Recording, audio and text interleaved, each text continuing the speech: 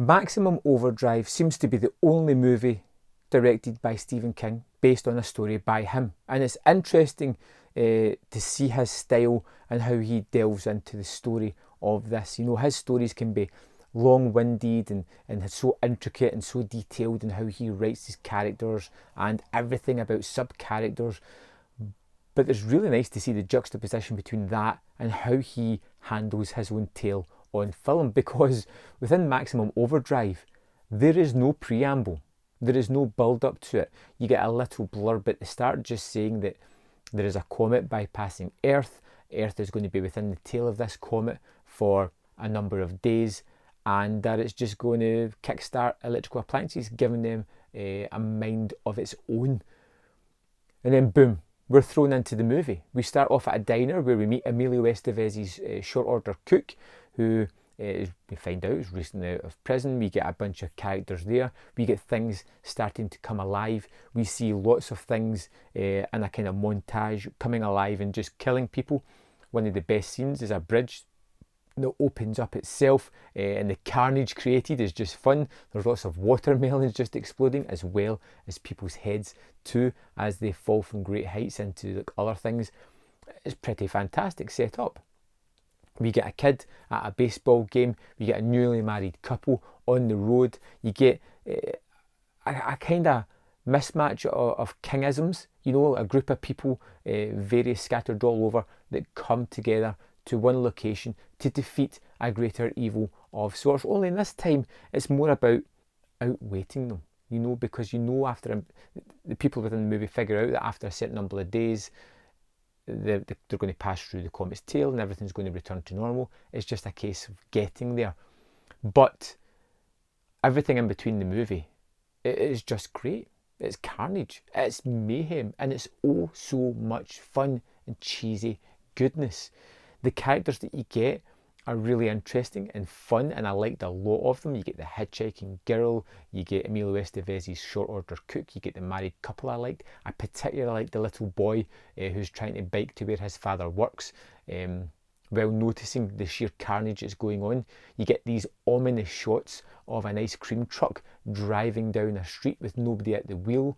You get lawnmowers springing to life, cars just crushing people, huge lorries. There's a big toy lorry with a green goblin face in the front of it. That's an extremely iconic image that's just mowing people down at will whenever it gets the chance. And the movie takes turns and twists that I never saw coming. There's a moment where an army jeep comes in at one point and starts to communicate to the people within the diner through Morse code, and it has a big gun mounted on it as well. And basically, they know the vehicles have created this sentience, and they are aware of what they need. They know that a lot of them need diesel and fuel and petrol, and that they need the humans to fill them up. And there's a really tense sequence where they're being made to fill up all these trucks.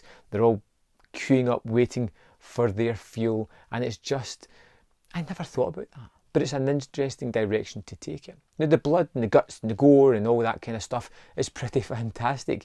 The way these things start to act against the humans, overrunning them, taking them down.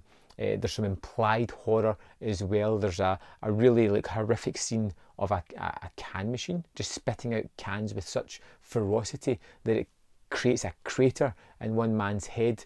You see blood splattered over a lawnmower, and you're like, aha, I don't even need to see what's happened there. I know it's disgusting and bloody and horrific. And it's just incredibly cheesy, fun goodness. And that's what I found most enjoyable about this. The cast of characters are great. We know King can create these amazing characters. There's no preamble, there's no epilogue. It's just what happens and how these characters survive this situation. When the movie ends, you get a little blurb again just going and everything was fine after that. And that's all you need. It's a shame he never went on and did more adaptations of his own kind of stuff or created things for the screen, because I think there's a special kind of uniqueness about this movie. It is cheesy, yes, but it's fun, incredibly fun with the way it goes about its business. I hadn't seen Maximum Overdrive in years, and already I've been recommending it to people who haven't watched it in years again as well, because it was a lot of fun. Have you seen Maximum Overdrive? I hope you have. If not, I hope this inspires you to go and check it out. And if you have, leave a comment in the comment box below. Let me know your thoughts on it. And I'll see you next time on Man vs. Film.